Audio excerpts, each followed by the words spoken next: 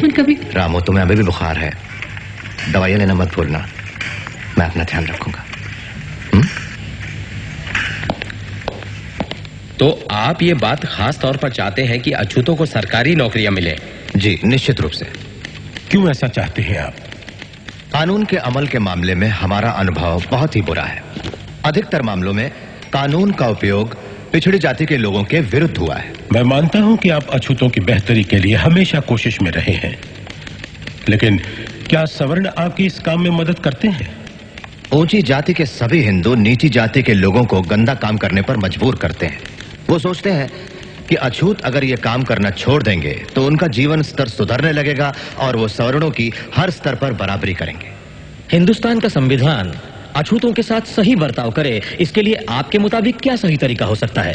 सबसे पहली बात तो मैं आपके सामने ये रखनी चाहूंगा, हमारा यह दावा है कि पिछड़ी जाति वालों को हिंदू जाति से अलग रखकर अल्पसंख्यकों की तरह बर्ताव किया जाए।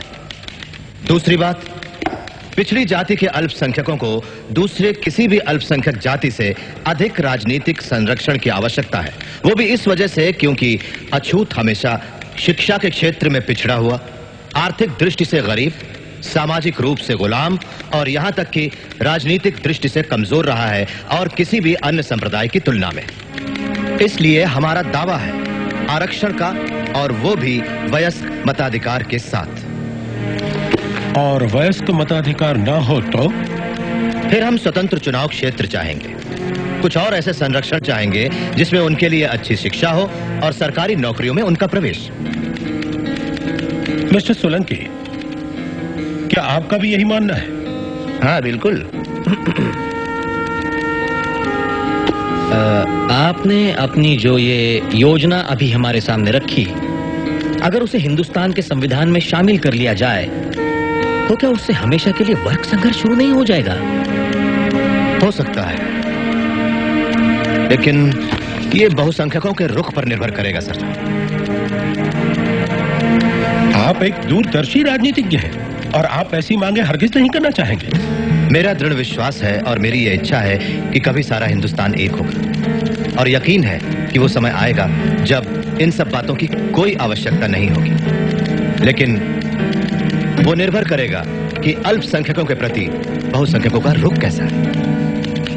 अछूतों के कुल कितने लोग हैं जो वकालत के पेशे में हों? मैं अकेला ही। और कोई सवाल gentleman? Thank you doctor Ambedkar. Mister Solanki. Thank you major Attlee. ब्रिटिशों के हस्तक अम्बेडकर अम्बेडकर अम्बेडकर अम्बेडकर। डॉक्टर साहब, क्या आपको ऐसा नहीं लगता जो लोग देश की आजादी के लिए शोर मचा रहे हैं उनका व्यवहार बिल्कुल असंगत है? हाँ, बिल्कुल। उन लोगों ने साउथ अफ्रीका में बसे भारतीयों और ब्रिटेन में बसे भारतीय विद्यार्थियों के साथ हुए अपमानजनक व्यवहार के खिलाफ तो जोरदार विरोध प्रकट किया, मगर साथ ही अपने देशवासियों और धर्म भाइयों को मानव अधिकारों से वंचित रखा।